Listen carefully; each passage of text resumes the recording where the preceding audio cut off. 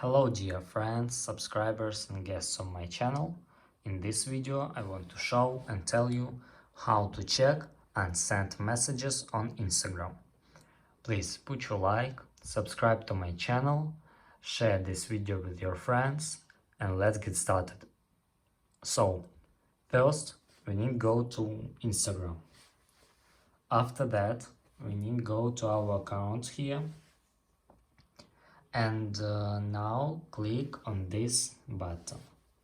Now click your activity here and scroll very down and click download your information.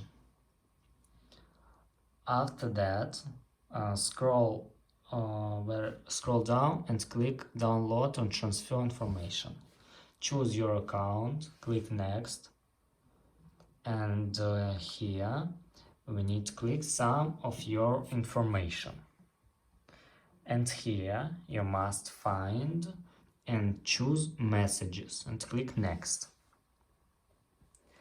Click download to device and click create files. And here you can find these files and check and send messages on Instagram. And that's all. If you enjoyed this video and found it helpful, please put your like, subscribe to my channel and share this video with your friends. Bye bye everyone, see you later.